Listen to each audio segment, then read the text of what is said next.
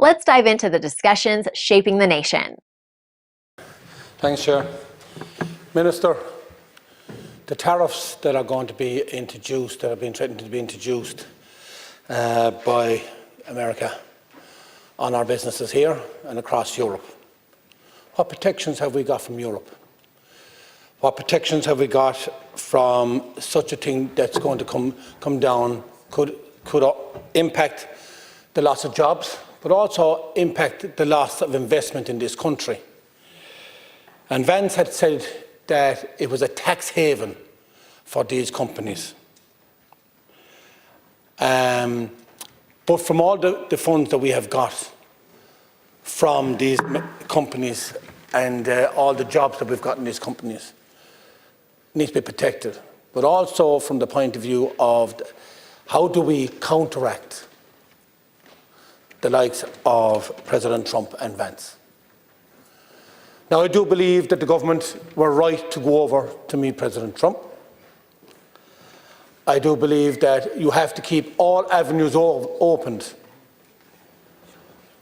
But the knock-on effect is not only going to be from those companies, the knock-on is going to be across transport, across local businesses, and also the cost of loss of jobs. At all times, we've got to keep communications opened. And I'm also sending this across the world to America. There's a lot of Irish Americans that descended from here that are living in America.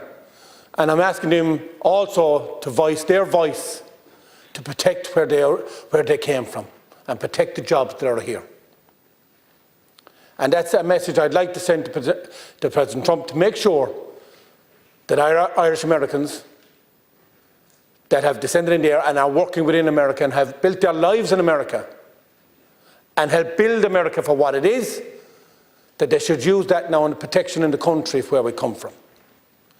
So, Minister, whatever we have to do to protect these jobs, protect the monies that have come into this country, which has actually helped make our economy sustainable, in the time at the moment where we are seeing massive inflation as it is, where things are spiralling out of control, house building, everything is spiraling out of control. And if we're not very, very careful, we're heading into a deep recession where we will need all the funds possible to make sure that we can keep people fed in this country. Thank you. Minister, Ireland is considered a tax haven internationally. Ireland is considered in the top 10 tax havens internationally at the moment. The reason that's happened is because the government have depended too much on corporation taxes and breaks in corporation taxes to attract foreign direct investment. We should be spending more time in investing in infrastructure, transport infrastructure, ICT infrastructure, educational infrastructure. We should be spending more time in trying to keep the inputs to business low, the costs low. These are the ingredients that most foreign direct investors want in terms of making their businesses successful. They would make their experience here stickier and less mobile, less likely to flee the country if the situation changes. Right now, pharmaceutical companies are actually working out what they should do if there's a tariff change. Right now, pharmaceutical companies are working out how they can transfer manufacturing outside of Ireland, how they can transfer their taxation system outside of Ireland. Now, the major worry I have here is that this government has so little influence over the EU's decision-making situation. So a couple of weeks ago, we had a situation where, in response to the US, the EU came up with a retaliatory tariff against the US, which included bourbon. They literally put Irish drinks in the target by making that decision. I want to know, and I would like you to address this if you could, what, if any, influence do we have over Ursula von der Leyen in relation to the decisions they make over what products are part of the retaliatory tariff policy of the EU?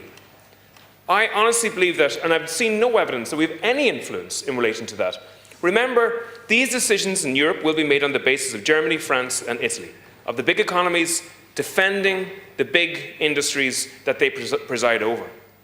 And the worry is that we are a small country between two elephants, and the grass is going to get trampled, and we're going to suffer in relation to that. In terms of the US, obviously I welcome the visit to the US, but I do think the Irish government have been too slow in terms of building relationships with the US administration and the Republican Party in terms of trying to influence them with regards to tariffs that are coming our direction.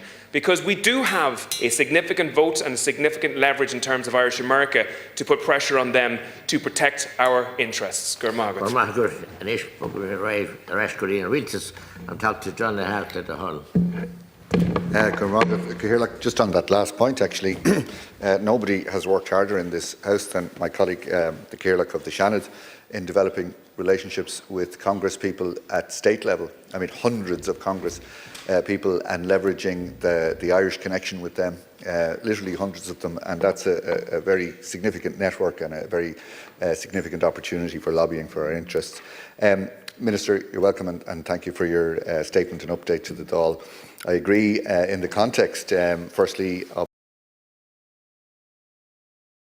Like, share, and subscribe, and let us know your thoughts in the comments. We'd love to hear from you.